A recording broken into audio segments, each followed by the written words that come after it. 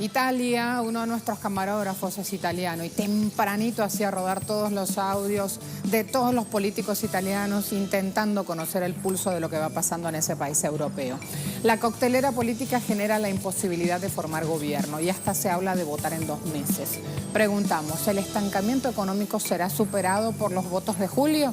Posibilidades, no, hay nudos políticos, sí, tengo fe, sí, Mattarella no puede. Habrá que ver entonces en un nuevo espacio qué es lo que se puede. Planteadas así las cosas, dejo Italia para irnos a revisar corresponsalías con sus respectivas noticias hasta ahora. En Cuba se inauguró el 27º periodo de sesiones de CEPAL, Comisión Económica para América Latina y el Caribe. Allí en la jornada de ayer conocíamos justamente las primeras imágenes y las bilaterales que se daban en el marco del encuentro. Ya vamos a ir a ampliar. En Venezuela, el presidente palestino Mahmoud Abbas, les decíamos, llegó el domingo por la tarde, tarde-noche, horario de nuestra región. Jornada de ayer se reunió con el presidente Nicolás Maduro. Allí vamos a ver entonces de qué hablaron y a qué se llegó como conclusión de ese encuentro presidencial. En Colombia, tenemos que decir, hay tarea que se está haciendo para preparar en La Habana un nuevo 5º ciclo de diálogo de conversaciones entre gobierno y Ejército de Liberación Nacional. Y en Siria, la Organización de Naciones Unidas hizo una sesión por la presencia de supuestas armas químicas en el país por el supuesto ataque químico en Guta. Les vamos a decir también lo que va pasando.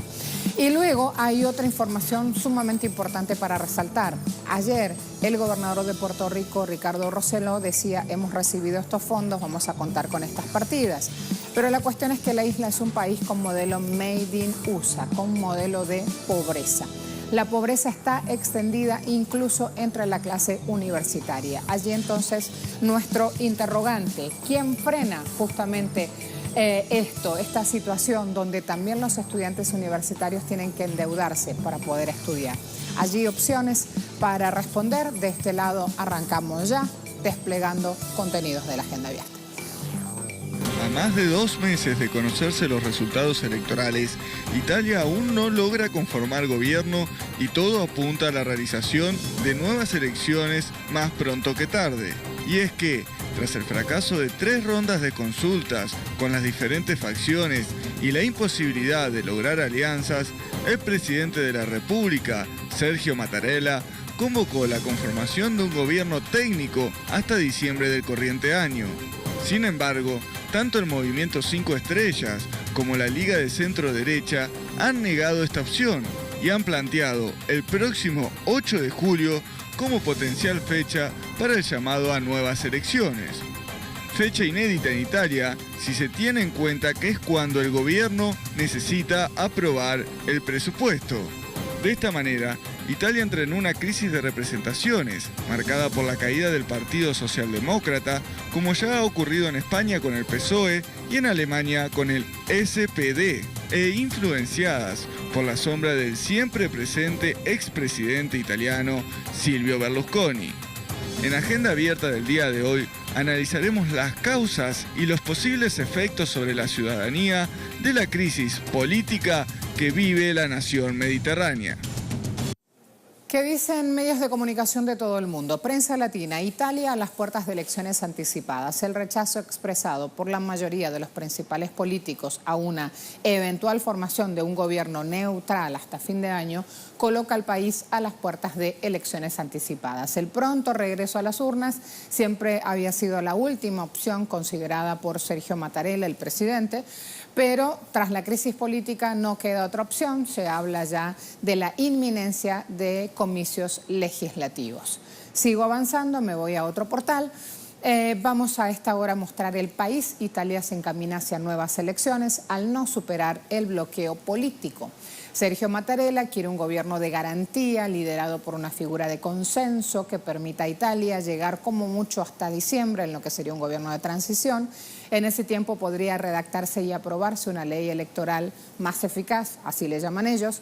La actual es la principal responsable de bloqueo, esto también lo dicen ellos, y unos presupuestos que estabilicen el país y sobre todo tranquilicen a los mercados. Su propuesta, que incluirá integrantes del Ejecutivo y a su primer ministro, deberá aprobarse en el Parlamento y terminará su mandato en diciembre, pero si durante ese tiempo los partidos se pusieran de acuerdo para crear otra mayoría de gobierno, la anterior se disolvería y daría paso a ese Ejecutivo. El encargo se producirá entre el martes y el miércoles. Italia, que habla de democracia, está viviendo este nudo. Deutsche Welle dice, presidente declara fracasada formación de nuevo gobierno. Al fin lo reconoce Mattarella. 2 meses después de las elecciones generales, finalmente quedó claro que las coaliciones políticas no son capaces de ponerse de acuerdo para formar un nuevo gobierno. Por esto, el presidente Mattarella declaró este lunes fracasados los intentos y propuso que un gobierno neutral administre el país hasta diciembre o, como alternativa no deseada, que haya elecciones durante el verano. Tras la tercera ronda de consultas con los partidos, el jefe de Estado informó en el Palacio Romano del Quirinale que el actual Parlamento, dividido en 3 fuerzas, ha sido incapaz de generar un acuerdo entre 2 de ellas, pero como es obligatorio dar vida a un nuevo gobierno y no se puede esperar más, pidió una moción de confianza para formar este nuevo gobierno que llamó neutral de servicio hasta diciembre. Además, avanzo. Europa Press, líderes del M5S, Liga, plantean como 8 de julio fecha posible para repetición de elecciones. El líder del movimiento 5 Estrellas, Luigi Di Maggio, y el de la Liga, Matteo Salvini, han coincidido para el próximo 8 de julio como posible fecha para la repetición electoral, si no hay un acuerdo de última hora que permita solventar esta crisis tras los comicios del 4 de marzo, en los que ningún bloque obtuvo mayoría suficiente, no se pusieron de acuerdo para formar gobierno y allí el nudo ciego que tienen. Este lunes arrancó la nueva ronda de contactos. Sergio Mattarella dijo, hasta aquí llegamos, intentaban explorar opciones para la formación de un gobierno, pero todo esto quedó allá atrás y lejano. Salvini ha pedido este lunes a Mattarella que le conceda el mandato para formar gobierno, a pesar de que sin el apoyo del movimiento 5 Estrellas su iniciativa estaría abocada al fracaso. A continuación, distintas posturas que dicen los principales líderes justamente en Italia. Vamos a comenzar por Salvini, por Matteo Salvini, quien conduce la coalición de partidos de centro-derecha conocida como la Liga del Norte. Allí mismo, en esa fuerza, está Fuerza Italia, que es un partido liderado por el expresidente Silvio Berlusconi. ¿Qué es lo que propone Matteo Salvini? El actual parlamentario de la Eurocámara sostuvo: necesitamos un gobierno valiente, determinado y libre que defienda en Europa el principio, miren esto, no es Trump, es Salvini, el principio primero los italianos, que defienda el trabajo y las fronteras. Así claramente queda su posición respecto a la integración, al rol que tiene que jugar Italia dentro de la Unión Europea. O se cambia o se vota. Allí entonces la postura de este hombre. Si me voy a Luigi Di Maggio, líder del movimiento 5 Estrellas, una manifestación política contraria al sistema político tradicional, definida como anti-integración europea, dice que ha ascendido notablemente en las últimas elecciones, es el vicepresidente de la Cámara de Diputados y dejó entrever en sus declaraciones la razón de su demanda de nuevas elecciones. Él dice: hemos obtenido el 33 en las últimas elecciones, pese a que los sondeos nos daban solo el 29. Podemos llegar al 40 y gobernar solos, porque otra opción ya no la veo. Desde hoy estamos en campaña. Así entonces va Di Maggio. Luego, el presidente del Partido Democrático, histórica facción que podría considerarse como progresista, manifestó su apoyo a esta decisión de Mattarella de ir a un gobierno de garantía por lo menos hasta el mes de diciembre. Matteo Morfini aseguró que el Partido Democrático garantizará su respaldo a la propuesta del presidente y consideró irresponsables quienes consideran que pueden arrastrar al país al voto en pleno verano, a la vez que expresó que es absurdo que alguien justifique su fracaso haciendo pagar el precio una vez más a los italianos. Allí entonces tienen esta postura. ¿Qué hay aquí? La posibilidad real de un pacto basado en la convergencia sobre aspectos fundamentales para Italia, giró siempre desde el principio en torno a una coalición de centro-derecha formada por la Liga, por Fuerza Italia, por Hermanos de Italia y Nosotros con Italia, por una parte, y este movimiento 5 estrellas por la otra. Con el 37% de la población, fíjense aquí, 271 diputados y 142 senadores. La Alianza Conservadora alcanzó mejores resultados en la reciente consulta. En tanto, el movimiento 5 estrellas con el 32,7%, 222 diputados y 109 senadores, se reafirmó como principal fuerza política del país. Sin embargo, la imposibilidad de un arreglo entre 5 estrellas y la Liga, junto a la decisión del PD de pasar a la oposición con 112 diputados y 54 senadores, cerró las puertas a cualquier salida negociada de la crisis. ¿Y cómo es esto entonces? ¿En qué punto estamos? Vamos con Luciano Bassapolo, que es profesor de la Universidad Sapienza de Roma Social, así aprovechando sus conocimientos en la docencia, sus conocimientos científicos, vamos a ver entonces qué es lo que puede surgir. Bienvenido, Luciano, ¿cómo le va? Buena jornada. Buena jornada a vosotros, un saludo a todos vosotros y al pueblo bolivariano.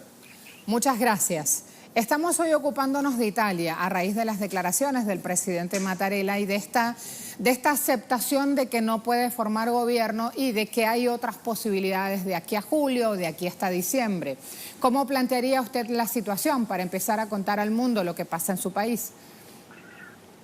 Primero, para que se entienda bien de qué estamos hablando de un país que no tiene absolutamente ninguna forma en estos momentos de gobernabilidad. No es posible gobernar. Como se terminó la elección, no está hoy una mayoría que pueda garantizar un gobierno a mi país.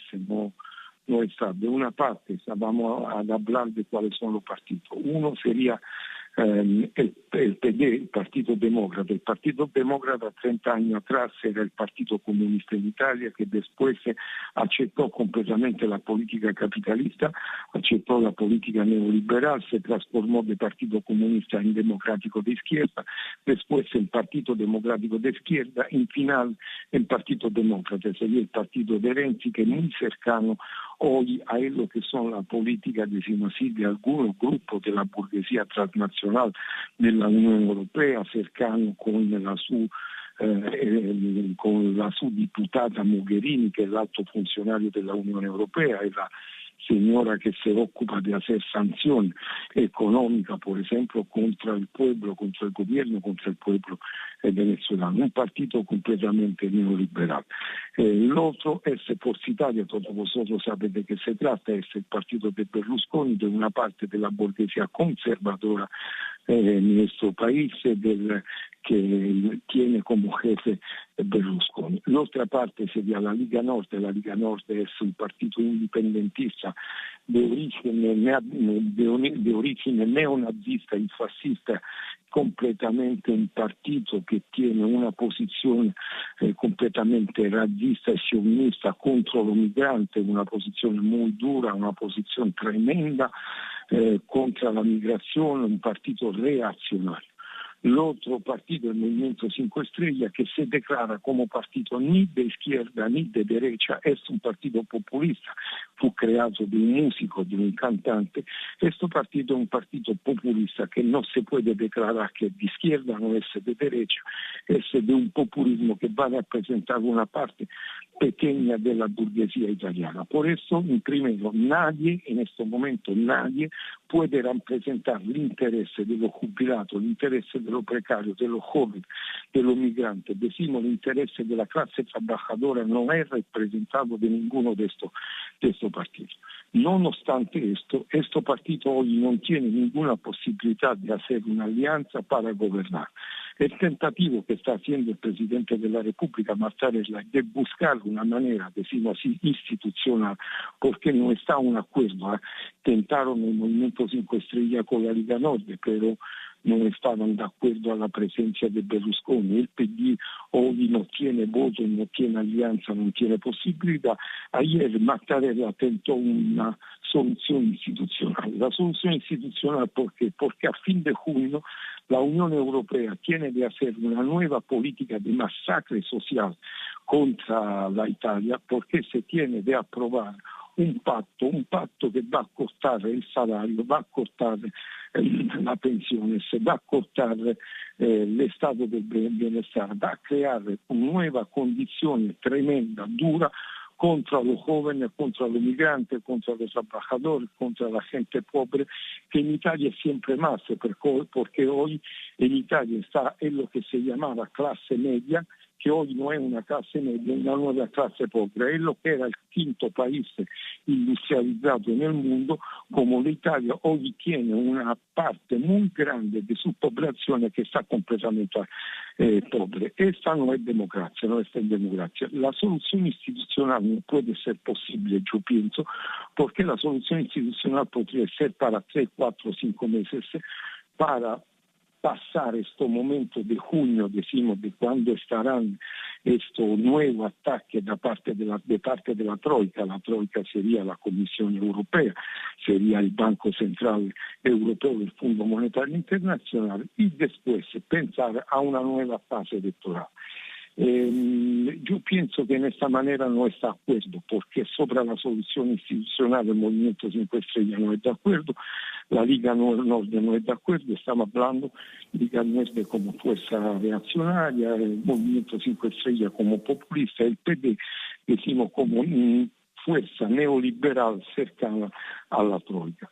Esto que puede representarse, puede representar un futuro completamente de ingobernabilidad en nuestro país, como ocurrió en pasado cuando fueron las elecciones en Bélgica, cuando fueron en España, cuando fueron también en Alemania, de pasar un momento muy largo sin gobierno. Pero esto a la Unión Europea no le interesa, porque hoy la soberanía no está la soberanía nacional en Europa. Hoy la Troika, la Unión Europea, gobierna sobre la forma de Estado, no gobierna el singolo Estado, no gobierna el Parlamento italiano o alemán o español, gobierna completamente la Troika nell'interesse della burguesía transnacional europea. Una burguesía que se forma sobre un interés imperialista, que no está siempre de acuerdo con el imperialismo de los Estados Unidos. Y, por ejemplo, esta burguesía, esta Troika, está haciendo ataques violentos en continuación, también ayer y también esta última semana, contra la autodeterminación popular del Venezuela bolivariano. Por ejemplo, están diciendo, antes que se va a la elección en Venezuela, de desconocer el resultado electoral presidencial del 20 de mayo. Estamos hablando de forma, decimos así, de democracia burguesa, pero en forma absolutamente dictatorial.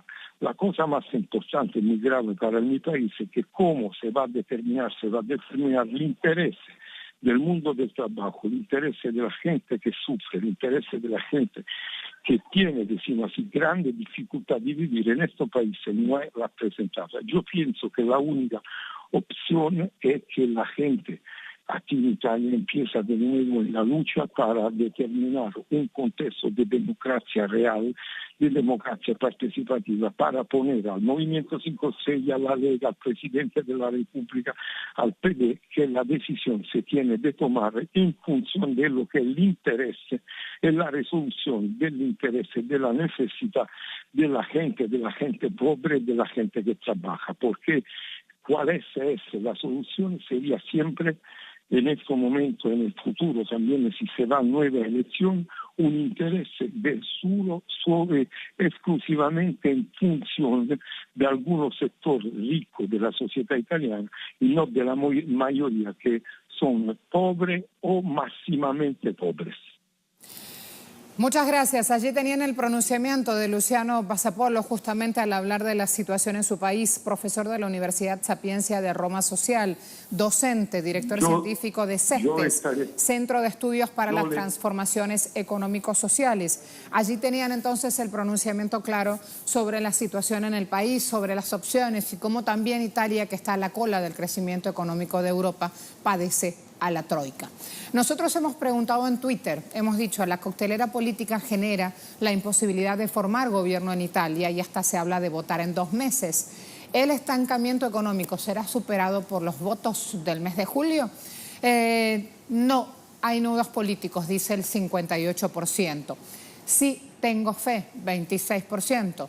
Sí, Mattarella no puede, 16%. Allí tienen entonces a esta hora, que es lo que ustedes han dado como pronunciamiento, como respuesta a nuestra pregunta en Twitter. Se viene la pausa. Al regreso, más de lo que está pasando en nuestros pueblos. Las corresponsalías. Hola a todos los compañeros, bienvenidos. Alguien nos espera en Cuba. Arrancó CEPAL en la isla. Hay mucho para debatir, hablar, decidir sobre cómo combatir la desigualdad y cómo sumar crecimiento económico. Eso plantea justamente en este nuevo periodo de sesiones la Comisión Económica para América Latina y el Caribe, CEPAL por su sigla. Adelante, Alien. Hola, buenos días. En efecto, hoy va a ser inaugurado oficialmente el 27º periodo de sesiones de la Comisión Económica para América Latina y el Caribe, CEPAL, que comenzó su trabajo durante la jornada de ayer acá en el Palacio de Convenciones, una jornada que fue dedicada a los proyectos, a las agendas que adelanta Cuba en interés de su desarrollo económico, pero también de su desarrollo social.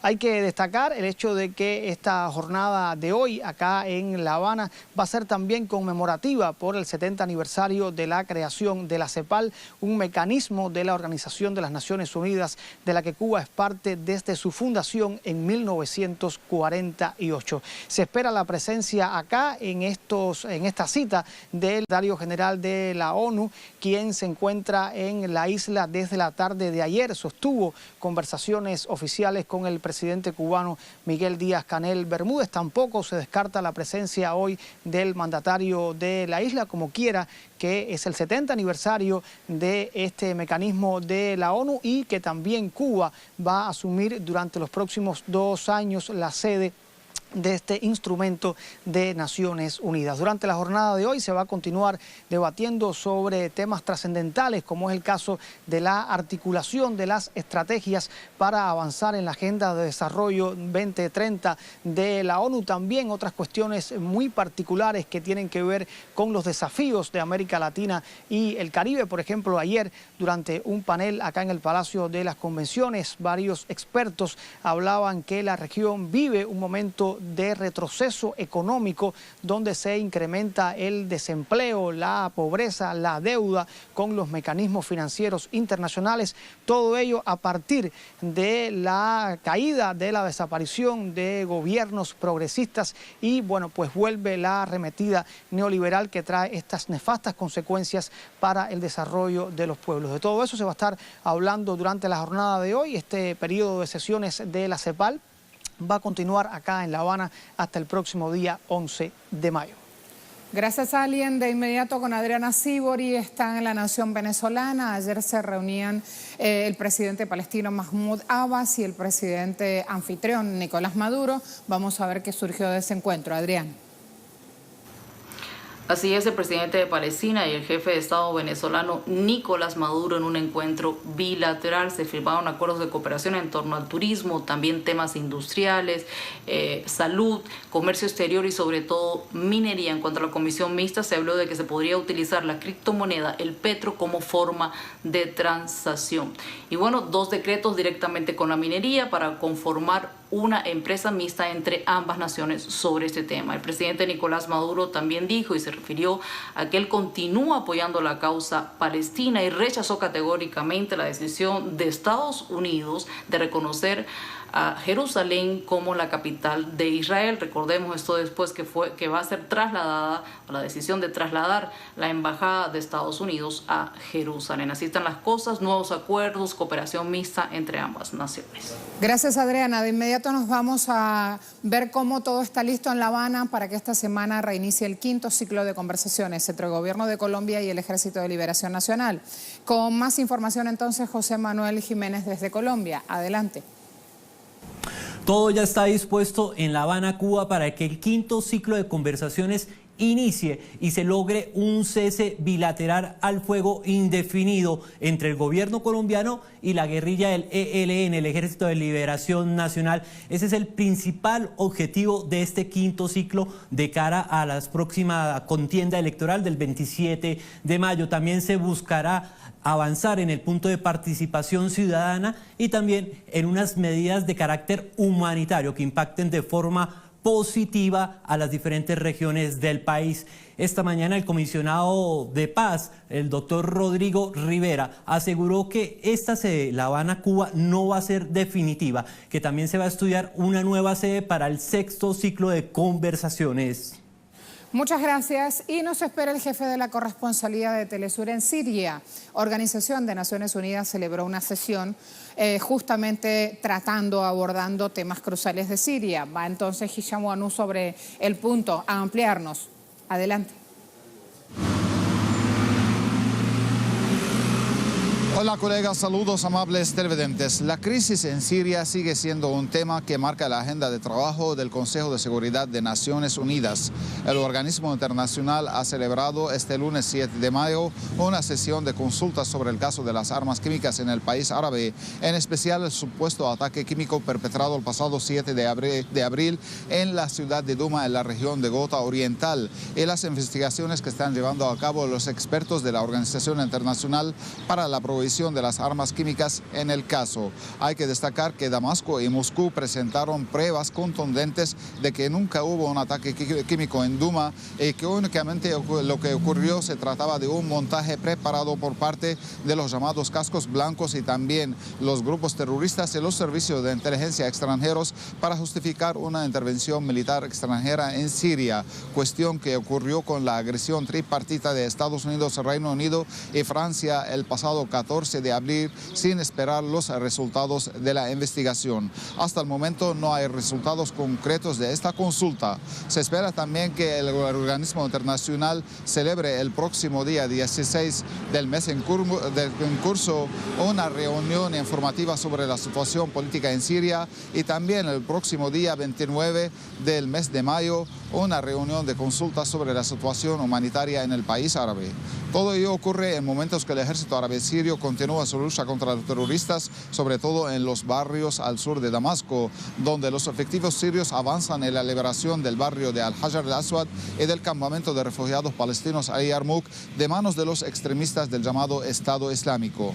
Mientras tanto, continúa la salida de los grupos extremistas de los suburbios de Yalda, Babila y Beit Saham en el sur de Damasco hacia la localidad de Jarablos y hacia la provincia de Idlib al norte de Siria. Hasta el momento, desde el pasado domingo, salieron alrededor de 8.500 personas entre los terroristas y sus familias de estas localidades, lo que pronostica que pronto la parte sur de Damasco quedará libre de los terroristas. Al mismo tiempo, se está completando el acuerdo alcanzado entre las autoridades sirias y los grupos armados que operan en la campiña norte de la provincia central de Homs y la campiña sur de la provincia de Hama para su salida hacia la provincia de Idlib en función de un acuerdo alcanzado y que comenzó su aplicación el día de ayer con la salida de alrededor de 3.500 personas entre los terroristas y sus familias hacia Idlib y que continúa la aplicación de este acuerdo hasta limpiar toda la zona de los terroristas que rechazan deponer las armas y regularizar su estado jurídico. En tiempo que también estas bandas terroristas le entregaron a las autoridades sirias las armas medianas y pesadas que tenían en su poder. Hay que destacar que en paralelo se dio la información por parte del Ministerio de Defensa ruso de que un helicóptero tipo K-52 que realizaba un vuelo de reconocimiento en la parte este de Siria se estrelló debido a fallos técnicos, lo que causó la muerte de sus dos pilotos. Por último, hay que destacar que en la parte sur de Siria los grupos terroristas siguen cometiendo agresiones ataques contra la población civil en esta zona de Siria, donde el día de hoy colocaron 2 artefactos explosivos en una autopista que une entre la provincia de Sueida y Daraa y las detonaron a distancia al paso de un carro o un vehículo privado, causando graves heridas a su conductor, que fue trasladado al hospital de inmediato para recibir tratamiento médico. Esta es toda la información que tenemos por ahora. Volvemos a los estudios en Caracas. Hisham, gracias a todos. Así estamos entonces en las corresponsalías, prestos y listos, actualizando los hechos. Hay un tema más que es sumamente importante, sobre el cual vamos a tener cobertura completa de los hechos, del anuncio, del pronunciamiento. Venimos siguiendo este pulso también. RT. Mientras Trump se decide sobre el acuerdo nuclear, Rouhani advierte acerca de algunos problemas. Teherán busca seguir trabajando con el mundo para tener un compromiso constructivo sobre ese asunto. El presidente iraní Hassan Rouhani ha advertido este martes que su país podría afrontar ciertos problemas a la espera de la decisión de Donald Trump sobre el histórico acuerdo nuclear. El presidente también hizo hincapié en que su país, la República Islámica, busca seguir trabajando con el mundo y busca un compromiso constructivo. El lunes, ayer, también dio declaraciones, poco habitual en Rouhani, que hable un día y el otro, pero así se va dando el asunto. Ayer Rouhani dijo que sería un error estratégico de Estados Unidos si abandona el trato. Según sus palabras, el acuerdo nuclear, el firmado con el G5+1, aún puede sobrevivir tras la potencial retirada estadounidense. Allí entonces, planteado el tema, nos quedamos con el titular, mostramos por último el titular en nuestra pantalla y luego de esto nos preparamos a hacer un cambio. Titular e imagen, allí lo tienen. Mientras Trump se decide sobre el acuerdo nuclear, Rouhani advierte acerca de algunos problemas. Cambiamos. Síganme por aquí, síganme los buenos. Miren quién entra, el primero que enganchó, ¿eh? Ahí hola, está. ¿Cómo va todo? Bienvenido. Todo bien, gracias. Especialista en deportes, don Yuki con nosotros. Especialista, bueno, gracias por el elogio. ¿Qué tal bailando ritmos urbanos? A mí el reggaetón no me gusta, pero no me gusta. Pero ¿qué tal? Pero es ritmo urbano, pues ya se hizo presente aquí en Latinoamérica y el mundo, de hecho. ¿Qué tal? ¿Cómo te va con esos ritmos? Bien, bien, sí, claro. Se viene una demostración en breve. No, que mamá está viendo la tele. Vamos a arrancar con deportes entonces, a ver qué nos demuestra. De Sudamérica, vamos a hablar precisamente de Sudamérica. Tenemos que hablar de la cita multidisciplinaria de la región, pues se acercan los Juegos Suramericanos de Cochabamba 2018 y este lunes se encendió ya en Bolivia la antorcha que va a brillar durante esta gala deportiva. Ahí el primer mandatario boliviano, Evo Morales, encabezó el evento de encendido de la antorcha en el templo de Calaza Saya, ubicado en la ciudad arqueológica de Tiwanaku. Junto al presidente estuvieron el atleta Johnny Pérez y Camilo Pérez, directivo de Odesur. El presidente además sostuvo que el país está preparado para recibir a deportistas de los 14 países participantes y asimismo también agradeció el esfuerzo de todas las autoridades y el pueblo boliviano en pro de un buen desarrollo de estos Juegos Suramericanos. Bolivia acogió la competencia 40 años atrás y ya están listos para lo que va a ser esta gran cita multidisciplinaria.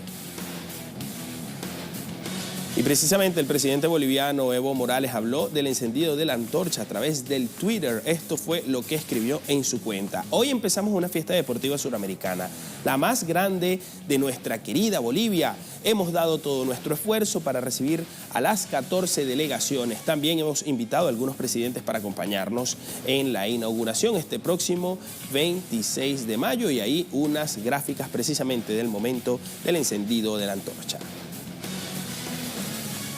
Y hablamos de otros deportes. La canoa y el kayak cubano tuvieron una jornada positiva en el Campeonato Nacional previo al arranque de los Juegos Centroamericanos y del Caribe en Barranquilla, Colombia, este 2018. La pista acuática de la Escuela Nacional José Smith Comas en la ciudad de Artemisa vio como Sergey Torres Madrigal y Fernando Dayan Jorge campeones mundiales en la canoa, dominaron la categoría masculina, mientras que en la rama femenina, Mavianet Borges Salmón dejó el mejor registro también en la canoa. Por su parte, en el kayak hicieron lo propio la medallista de oro continental, Yurieni Herrera Guerra, dominando con facilidad el femenino, al igual que el tetracampeón panamericano Reiner Torres Ribox, quien no tuvo rivales en la rama masculina. Tras la jornada de este fin de semana, las provincias de Matanzas, Cienfuegos y Santiago de Cuba se ratificaron como las selecciones más destacadas del evento acuático para perfilar entonces a los atletas que van a estar presentes en Barranquilla. Seguimos hablando de la mayor de las Antillas. Cuba fue el gran dominador del Campeonato Panamericano de Lucha Olímpica en Lima al cosechar sus luchadores un total de 25 medallas y 17 también medallas respectivamente. Cuba marcó la pauta en la lucha grecorromana, donde ganó en 5 categorías, mientras que Estados Unidos se impuso en la lucha libre masculina y femenina con oros en 10 categorías. Los estadounidenses acumularon 14 preseas de oro, 6 de plata y 5 de bronce, mientras que los cubanos obtuvieron 10 oros, 3 platas y 4 bronces. El país con mejor rendimiento por detrás de Estados Unidos y Cuba fue Venezuela, que brilló con 9 medallas, entre ellas 2 doradas que se colgaron en la lucha greco-romana. Luis Pérez en los 97 kilogramos y Luis Avendaño en los 82. Y en otras informaciones, el pentacampeón mundial de motocross Eric Gebor fue encontrado sin vida luego de que había desaparecido el domingo cuando navegaba en su barco. Lamentable noticia para el deporte, pues Gebor, de 55 años, falleció en el lago de Miramar, en el norte de Bélgica, al caerse de la embarcación cuando intentaba rescatar a su cachorro. Heroica labor que había caído al agua, según informó así la agencia belga. Eric había sido campeón del mundo en las cilindradas de 125, 250 y 500 cc. El Gran Premio de Francia en la categoría de 125, que consiguió en abril de 1980 con apenas 17 años y 8 meses, le convirtió en el piloto más joven de la historia en ganar una carrera de motocross, gesta que le valió para el apodo de Le Kid, o el niño, que traduce precisamente esta frase.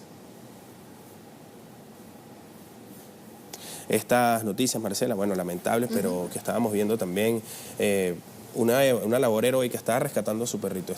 Terrible, terrible, muy doloroso el hecho. Sí. No nos quisimos quedar solo con esa sensación tan dura, sobre todo hasta ahora hay niños. Sumamos también esta imagen. Yuki. A ver, fíjate. Mira qué bonitas, muy Niñas chiquitas. de educación inicial participaron en Festival de Gimnasia para Todos. Ajá, lo tiene a esta hora, hace muy poquitos minutos. Colgaba la información el canal venezolano de televisión, el canal estatal justamente de Venezuela, donde agrega parte de las políticas del Estado es la inserción de disciplinas deportivas que resultan estratégicas. La idea es que absolutamente todos podamos participar y tengamos un espacio. También las instituciones, los colegios. Qué bueno. Así que míralas qué chiquiticas ahí. Lo vi en el colegio de mi hijo. Dije, falta tanto por comunicar, tener espacio para todas las noticias, que cuando hoy enganché las imágenes de este festival dije, ahí van, se están haciendo muchas cosas muy bonito entre el Ministerio del Deporte y los colegios, y por ahí no tienen tanta luminaria y tanta información y tanta agencia de noticias haciendo correr la imagen. Más allá de lo profesional está esto, que es lo básico, es de donde salen estas futuras estrellas, porque no fueran deportistas si no comenzaron por algo. Sabes que yo igual ahí como madre siempre apunto, aunque no fueran estrellas, se están divirtiendo, la están pasando bien, están viviendo su gran momento de ocio y ponen en práctica justamente una actividad que les gusta mucho. Aunque no están tan cronometradas, una para arriba y otra para abajo el brazo, así era la coreografía. Bueno, de eso es lo que tenemos que hacer mucho hincapié. Es verdad. Gracias, mi compañero. Te veo 8 de la mañana, pantalla de Telesur. En vivo, completamente, con más información. Completamente en vivo, así como está ahora, desplegado en su máximo esplendor. Pausa rápida, ya volvemos. Gracias. El incremento en el coste de la Estatal Universidad de Puerto Rico en Ríos Piedras ha causado una crisis económica en el sector estudiantil que posee pocos recursos. La senadora Rosana López León develó que la pobreza ha hecho que los estudiantes reduzcan el gasto que realizan a diario, optando por ir al comedor social y así poder ingerir sus alimentos, comida que canjean por unas horas de servicio. El plan fiscal de la universidad fue presentado el pasado 21 de marzo y propone un aumento del monto de crédito de casi 3 veces su costo actual. La senadora afirmó que cuando la Junta Fiscal impuesta por Washington y el gobernador Rossello Narváez aumenten los costos en la Universidad de Puerto Rico, avivarán una crisis de pobreza estudiantil sin precedente que se reflejará en las solicitudes de préstamos estudiantiles federales, endeudando y empobreciendo más a esta generación de jóvenes.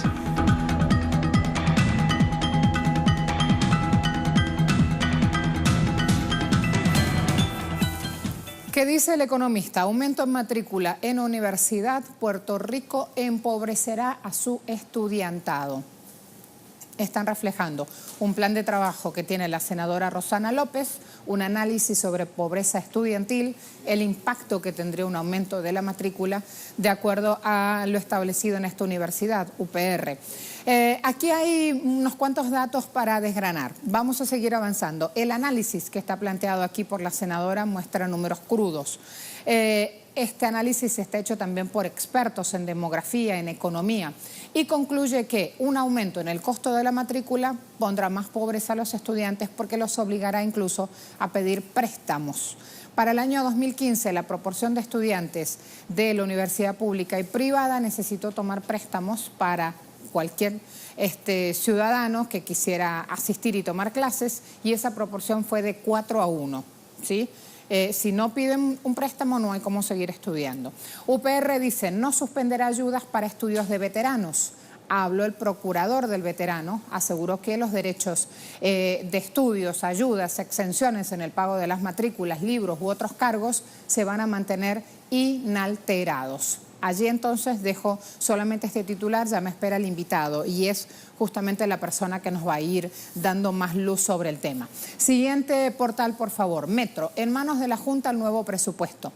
Contrario a lo que establece la Junta de Control Fiscal, Ricardo Rossello, que es el gobernador de Puerto Rico, presentaba un borrador del presupuesto que no proyecta recortar pensiones ni incluye la jornada laboral. En una carta enviada a la Junta, Gerardo Portela, que es el director de la Autoridad de Asesoría Financiera y Agencia Fiscal, dijo que Rossello no consultó ni al gobierno ni a la legislatura todo este cronograma del presupuesto.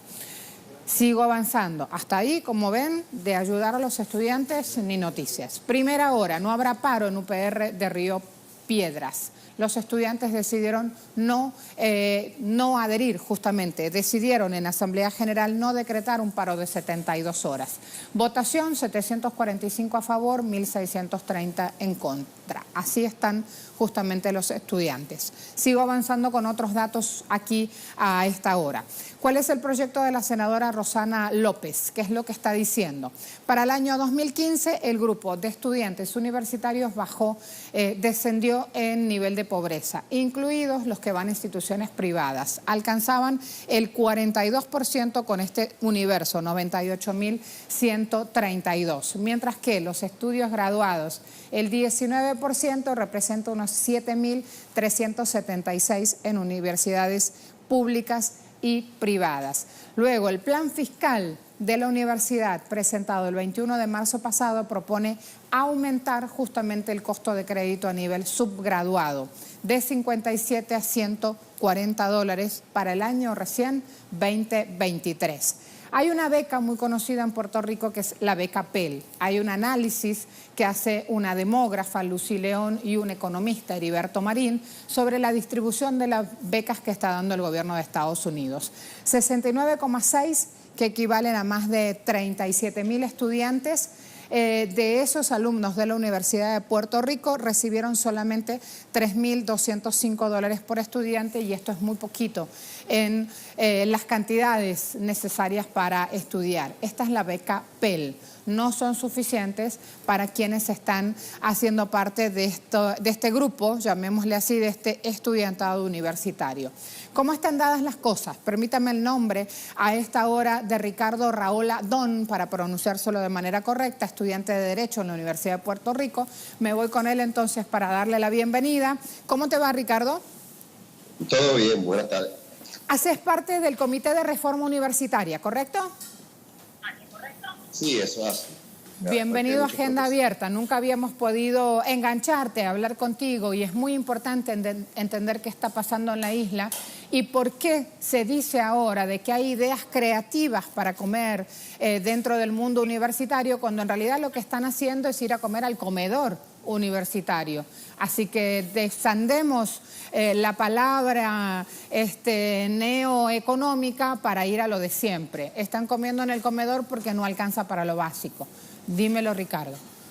Sí, eso es así. Inclusive la iniciativa del comedor social, ¿verdad? No quiero hablar con los compañeros que tienen la iniciativa organizada, pero sí, ciertamente la iniciativa del comedor social responde a una necesidad que ha surgido del estudiantado en la medida de que al subir las costas de matrícula, de costas de mantenimiento y demás, pues el mismo estudiantado ha tenido que, ¿verdad?, agenciarse y autogestionarse, ¿verdad?, de alguna manera, el almuerzo y el consumo de alimentos de la universidad, ya que dentro de la universidad pues, también están los establecimientos que son de índole privada y que pues representan un costo bastante alzado a la hora de almorzar o de tener que ingerir un alimento dentro de la universidad, y por eso pues ha surgido esa iniciativa de parte del mismo estudiantado que lleva ya varios años de la universidad, no solo en el sur de Río Piedras, pero en otros recintos también de la Universidad de Puerto Rico. Mientras te escuchamos, porque es muy importante hablar dónde en el plan fiscal que presenta ayer Rosselló, dónde están incluidos los universitarios. Pues mire, hay un fiscal ciertamente tiene una deficiencia en el sentido, ¿verdad?, de indicar de dónde, ¿verdad?, salen algunos números, algunas propuestas, incluso el alza de matrícula es algo que, pues, no representa, ¿verdad?, la matrícula como tal. Nosotros en Puerto Rico, ¿verdad?, dentro de la jurisdicción americana, nosotros hemos mantenido, ¿verdad?, un sistema de educación público y accesible, ¿verdad?, dentro de lo posible. En esa medida, pues, el alza de matrícula o los costos de matrícula simplemente representan un 5% más o menos del recaudo total de la universidad. Sin embargo, cuando venimos a ver el alza de matrícula, cuando la triplicamos, todavía no significa ni siquiera tampoco un 6, un 7% del recaudo total. Así que vemos que en el balance de intereses, el gasto que va a tener que incurrir el estudiante para poder estudiar versus lo que representa de verdad ingreso económico para la universidad, no es algo que nosotros podemos decir que pues está debidamente analizado. Incluso le preguntamos a la Junta de Control Fiscal se había hecho un análisis de cuál podría ser la merma o el número de estudiantes que podrían desaparecer, ¿verdad?, de la Universidad de Puerto Rico debido a esa matrícula o esa alza de matrícula. Pues y la respuesta fue que no sabían, que no se había hecho ese tipo de análisis. Así que nos preocupa de sobremanera que no nos incluyan a nosotros los estudiantes de manera seria en lo que tiene que ver con el plan fiscal autorizado nuevamente. Se entiende. Quiero pedirte algo que a lo mejor suena muy fácil, pero cuando no estás en Puerto Rico, el dato es fundamental. ¿Para qué alcanza una beca Pell si lo llevo a comparar con café, con comida, con lo cotidiano que se necesita, digamos, para hacer vida en la isla? Pues mire, básicamente le voy a decir, por lo menos desde mi vista, que fue yo soy estudiante ahora de posgrado, pero fui estudiante obviamente graduado de la misma universidad. La beca Pell por semestre más o menos es unos $2,500. Más o menos la matrícula son $1,000, más o menos el costo actual. Lo que le estaríamos diciendo que sobran unos $1,500 para 6 meses. O sea que básicamente estamos hablando quizás de unos $200 mensuales que tiene el estudiante, más o menos, para poder lidiar durante el mes. O sea, se incluye comida, hospedaje y todos los gastos que la universidad no le provee. Así que la beca Pell para los estudiantes, y de hecho los estudiantes en otros procesos, ¿verdad?, la hemos peleado cuando se nos ha tratado de alzar, precisamente porque el estudiantado, pues, aunque sí le sobra una cantidad de dinero, no es lo suficiente para poder mantenerse, ¿verdad? Si uno es un estudiante sin recursos, pobre, como decía la estadística de ahorita, que más de la mitad de los estudiantes de la Universidad de Puerto Rico son pobres, $1,000 por un periodo de 6 meses es irrazonable totalmente para esas personas que necesitan, ¿verdad?, comer y que obviamente tendrían que recurrir a recursos como el comedor social para poder alimentarse. Gracias, Ricardo.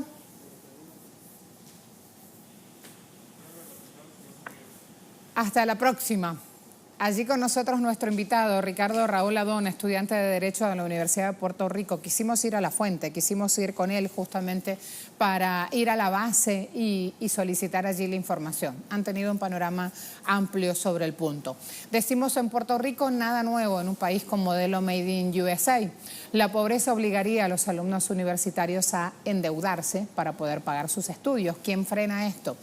11% dice Trump, 51% dice Pueblo de Puerto Rico, 38% dice nadie le presta atención. Allí tienen entonces nuestra pregunta a esta hora y vamos ya cerrando nuestra agenda abierta. Estaremos atentos a todo el desarrollo de la jornada, sobre todo con este anuncio que ha prometido el presidente de Estados Unidos, Donald Trump, sobre el acuerdo por el G5+1 con Irán. A todos, gracias por poner la tele y confiar en nosotros para informarse. Será hasta la próxima.